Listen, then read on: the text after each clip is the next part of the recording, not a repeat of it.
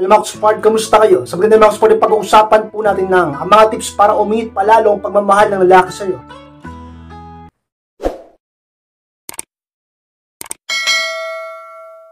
At kung handa na kayong lahat, ay magsara po tayo. At muli, be inspired!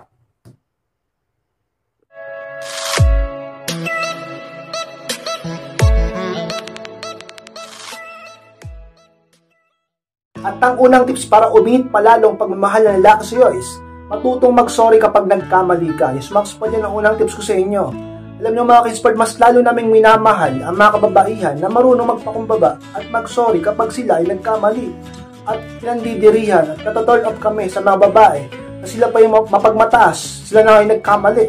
Alam niyo mga Kinsport, sa buhay na ito, saan man at kailanman, palaging mananaig ang kabutihan. Kung ipapakita mo ang pag-uugali mong ganyan, siguradong iiwan ka ng mga tao sa paligid mo. Kahit parang lalaking nagmamahal sa iyo, matoturn up sa iyo. At iisipin niya na ganyang klaseng babae bang minahal ko, pinakasalan ko, ka-inspired. Dapat ipakita mo sa partner mo na hindi siya nagkamali sa pagpili sa iyo, sa panliligaw sa iyo, sa pag-girlfriend sa iyo, sa pagpapakasal sa iyo. Dapat ayusin mo ang ugali mo. Mga ka-inspired, dapat ganyan. Alam niyo sa buhay, lahat naman tayo nagkakamali. Lahat tayo nagkakasala. Ang pinagkaiba lang, may mga tao na mapagmataas, may mga tao na hindi marunong humingi ng tawad. Huwag kang tumulad sa kanila. Doon yung maka-inspire, isa lang ang buhay.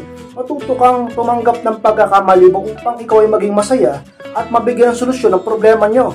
Kaya naman maraming magkakarelasyon na lagi nag-aaway, maraming magkasintahan na naghihiwalay.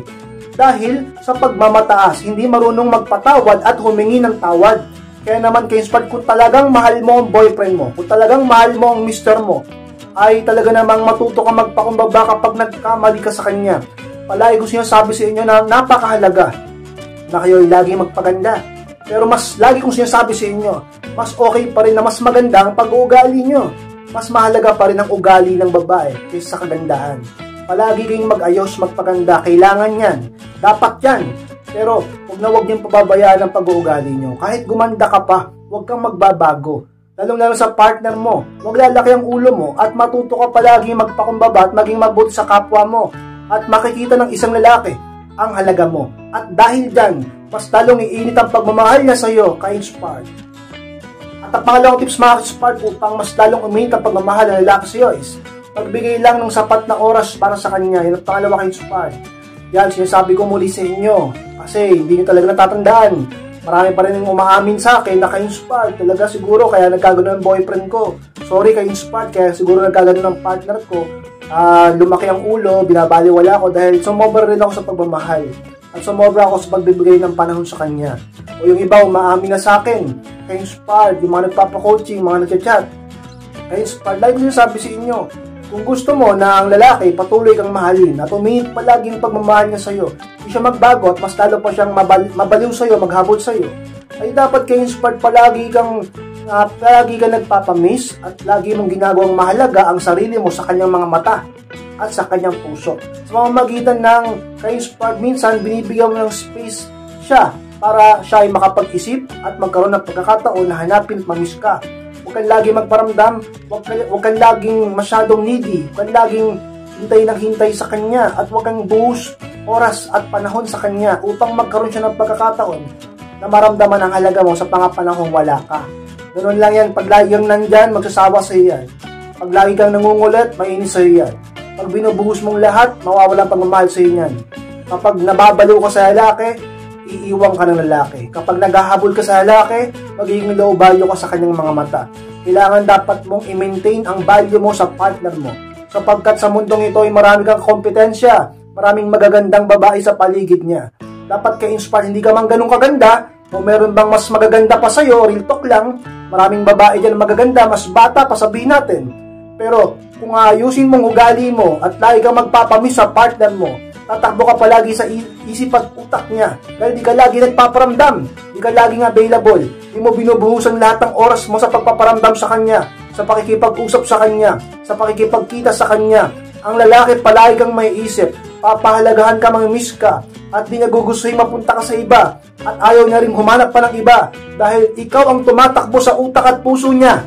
Di ka kasi palagi nagpaparamdam. Sa mga sikreto tips ko sa inyo, huwag mong ibuhos ang lahat ng oras mo sa kanya upang hanapin ka niya at mas lalong uminit ang pagmamahal niya sa'yo.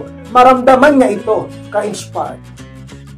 At ang pangatlong tips ko sa inyo mga ka-inspired para mas lalong uminit ang pagmamahal sa'yo ng partner mong lalaki is patuloy na maging maalaga sa kanya. Is Max po sa mga tips ko sa inyo. Upang ang partner mong lalaki ay mas lalong uminit ang pag-ibig o pagmamahal sa iyo. Alam niyo mga ka-inspired, sa pinakasikreto upang mas lalo kang mahalin ng isang lalaki ay maging maalaga ka sa kanya. Maging sweet ka, maging caring ka. Diba? Kahit kayo naman, gusto nyo inaalagaan kayo ng lalaki, diba? Gusto nyo sweet sa inyo, caring sa inyo. Eh, lalo na mga kalakihan, syempre. Kahit kami man ay lalaki, gusto pa rin namin ng babae na malambing sa amin at maalaga sa amin. Lalo na sa mga panahong pagod kami sa trabaho, kakatrabaho, isip ng isip, sa mga responsibilidad, sa mga kailangan gawin, para sa pamilya, para sa buhay, para sa pangarap, kailangan namin ng babae na magbibigay sa amin ng inspirasyon at hindi ng konsumisyon. Ka-inspired, maging maalaga ka sa asawa mo, maging maalaga ka sa mister mo, sa boyfriend mo. Ipakita mo ka-inspired na nandiyan ka para bigyan siya ng kaligayahan at ng kapanatagan ng loob. Kailangan ka-inspired, maging ganyan ka sapagkat sa isang mga sikreto upang ang isang lalaki ay hindi mawala ang pag-ibig sa iyo. Maging maalaga ka. Dahil kung hindi ka magiging maalaga sa partner mo, baka maghanap yan ng pag-aalaga o kalingan ng iba. Gusto mo ba yon? Ipagpalit ka niya? Gusto mo bang ibang mag-alaga sa kanya imbis na ikaw? Imbis na alagaan mo siya, puro bunganga ka pa? Ka-inspired, tigil mo yan. Maging positibo ka sa mga kilos mo. Maging mabait ka. Alagaan mong mga anak mo, alagaan mong mister mo. Alagaan mo ang partner mo, ang boyfriend mo. Upang mas talong uminit ang pag-ibig at pagmamahal niya sa iyo. Ka-inspired. At ang pang-apat na tips mga ka-inspired para mas lalong uminit ang pagmamahal sa iyo ng isang lalaki. Huwag puro pagtatalo. Matutong magbiruan. Yan ang pang-apat ka-inspired. Puro pagtatalo yung karamihan sa inyo. Ano ba yan? Nakipagrelasyon ba kayo? Naging kayo ba? Nagpakasal kayo? Naging mag-boyfriend-girlfriend kayo dahil lang sa ang gusto nila ay magtalo, mag-away, lagi nila nagkakainisan, may mga bagay na pinagkaunawan, pinapairal yung mga pride nyo, pero ayaw nyo naman maghiwalay. Para kayo mga ewan, mga ka-inspired. Imbis na pairalin yung initang ulo, ang pagtatalo, ay matuto kayo magpakumbaba at piliin yung maging masaya, mag-unawan, mag-usap ng mabuti, at maging maligaya. Diba? Huwag puro pagtatalo, matuto magbiruan, magbiruan kayo paminsan-minsan. At huwag niyong masyadong seryosohin mga problema sapagkat walang permanente sa mundong ito. Kahit ang mga problema at pagsubok ay lilipas, kahit ang nakaraan mo ay nakalimutan mo na. Di po ba ka-inspired? Kaya bakit kayo magpapasakop sa sitwasyon na yan, na paghihirap nyo na yan? Kaya huwag niyong masyadong pag-awayan yan. Magtulungan kayo. Kaya nga partner kayo eh. Mag-usap, diba? Magtulungan. At piliin nyo na maging masaya pa rin sa naharapin ang mga pagsubok at problema ng buhay. Ang problema sa karamihan na magkarelasyon ay pinipiling magtalo kaysa sa magtulungan na harapin ng mga problema. Dahil nagpapasakop sa emosyon at sa init ng ulo, talaga naman ka-inspired. Maging matalino kayo. Isa yun sa mga simbolo ng pagiging matalino. Imbis na pinipili nilang gawin kung anong tama at solusyonan ng mga bagay-bagay kaysa pairali ng init ng ulo at talaga namang magpagtatalo. Sa mga mag-aasawa dyan, huwag kayong lagi magtalo. Lalo sa pera, talaga naman magtulungan kayo. Sa mag-boyfriend-girlfriend, dapat matutunan nyo maaga pa lang na kayo ay palaging mag-usap kapag may pagsubok kayo. Ka-inspired sa mga bagay na pwedeng nyong gawin. Tips ko sa inyo upang mas talong uminit ang pagmamahal o pag-ibig sa iyo ng partner mo. Huwag puro pagkatalo, piliin nyo na talaga maging masaya at lumaban na magkasama ka-inspired. At ang pang-limang tips mga ka-inspired para mas lalong uminit ang pagmamahal sa iyo ng isang lalaki, maging consistent sa pag-aayos ng sarili. Yan, panlima ka-inspired. Alam nyo maka-inspired. Yung iba sa inyo, aminin mo, hindi ka consistent sa pag-aayos o pagpapaganda mo, sa pag-aayos ng sarili mo. So, umpisa ka lang magaling, ka-inspired, babae ka. Talaga naman, practicein mo. Ngayon eh, pinapractice lahat ng bagay. Kung gusto mong makasanay mo, maging magaling ka doon, kailangan mo maging practice at mag-practice at maging consistent. Diba? Baka sabihin na, ka-inspired, nakakatamad eh. Mahal naman ako ng asawa ko. Mahal naman ako ng boyfriend ko. Sabi naman niya, hindi naman niya ako ipagpapalit kahit na ganito ang itsura ko. Kahit bumigat ako, mangamoy ako, pangit ang forma ko, hindi ako mag-ayos, mahal pa rin daw niya ako. Sige, maniwala ka. Maniwala ka dyan sa partner mo. Na okay lang sa kanya kahit ganyan ang itsura mo, kahit di ka nag-aayos, talaga namang ka-inspired.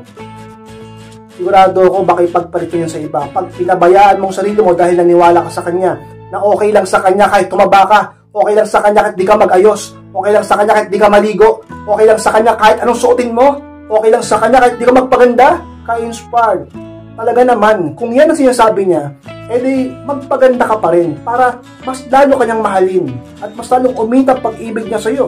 Kasi sa kanya nagaling eh. Tanggap ka niya, maging ano man ang itsura mo, edi mas lalo kanyang tatanggapin kapag nagpaganda ka, edi todo mo na. Mag-self-improve ka na. Magpaganda ka, mag-ayos ka upang wala siyang kawala sa puso mo ka-inspired. Wala siyang kawala sa iyo. Ikaw lang ang mahalin niya, kabaliwan niya at talaga namang habulin niya.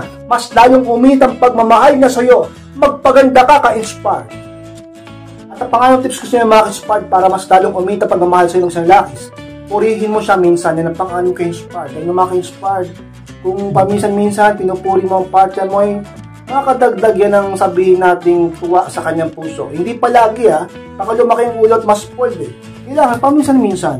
Lalo na kapag may na-achieve siya o may napagtatagumpayan siyang isang bagay sa buhay niya. Hindi masama na ang partner mo ay binibigyan mo ng compliment, binibigyan mo ng papuri, di ba? Lalo na kung maganda talaga ang pinakita at ginawa niya.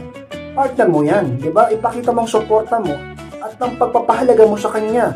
Halimbawa, ang asawa mo ay na-promote sa trabaho, ang mister mo ay tumaas ang posisyon sa trabaho, purihin mo siya na magaling siya. Pero huwag sanang lalaki ang ulo niya. Kaya huwag lagi, paminsan-minsan lang. Kung ang boyfriend mo ay gumraduate sa college, kung ang boyfriend mo nagkaroon ng maayos na trabaho, purihin mo. Diba? Huwag kayong maging, sabi natin, madamot sa pagpuri sa boyfriend o sa asawa mo. Huwag kayong maging madamot sa compliment.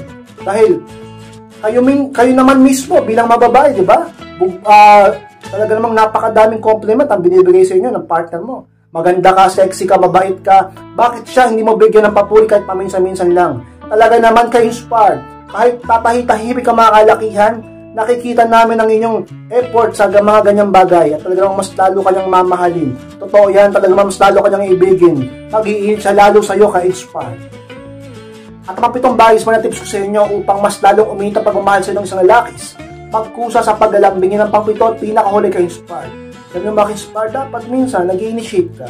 Hindi yung lagi lang hintay sa partner mo, sa lalaki na mag-effort na maglambing sa'yo. Kahit babae ka, talaga namang dapat maging magkusa ka na maglambing sa boyfriend mo. Sa pinakasikreto upang ma-inlove lalo ang lalaki sa'yo. Mas lalong mahulog at ma-fall sa'yo ang partner mo. Talaga namang mas lalo kanyang pahalagahan at ma-miss ka niya. Di niya kayang iwang ka dahil napaka-sweet mo, ka-inspired. Sa mga tips ko sa inyo, magkusa kang maglambing. Yung ibang babae kasi dyan, napakatahimik. Yung ibang babae dyan, naghihintay lang na yung lalaki palagi yung kumilos para maglambingan sila. Paano pag yung lalaki hindi rin masyadong showy, mahiyain din, hindi rin masyadong malambing, hindi nagmukha na kayong parang hindi kayo magpartner, diba? At puro na kayo nakasimangot dyan, hindi mag-holding hands, hindi nyo magawa. Tapos nagtatalo pa kayo, wag ganyang ka-inspire. Dapat kahit sino sa inyong dalawa, kahit ikaw pa, ay magkusang maglambing sa partner mo. Halikan mo siya, yakapin mo siya, hawakan mo yung braso niya, mag-holding hands kayo, surpresahin mo siya, compliment mo siya, at iba pa ka-inspired upang ang lalaki mas maging masaya sa'yo. Kapag ang lalaki masaya sa'yo, dahil ganyan ka, talaga naman, mas lalong iinit ang pagmamahal niya sa'yo, at ang pag-ibig niya sa'yo ay lalong lalaki. Talaga naman ka-inspired, di ka niya ipagpapalit. Kapag ganyan ka, maging ganyan kayo, magkusa kayo paminsan-minsan sa partner nyo, maglambing kayo sa partner nyo ka-inspired. Smash mo din po na maraming salamat mga ka-inspired sa pagtapos po ng vlog dito. Huwag nyo pong kalimutan na mag-like, comment at share na rin po upang makatulong din tayo sa iba. At sa mga hindi pa po nakasubscribe ay pasubscribe na po mga ka-inspired at click nyo na rin po notification bell upang maging updated kayo pag may bago akong upload. Sa mga gustong magpa-coaching or magpa-advise, pakimess lang po sa aking Facebook at pakichat ako mismo magre-reply at kakausap sa inyo. Maraming salamat mga ka-inspired, mag-ingat kayong lahat. Mahal ko po kayo at muli, be inspired!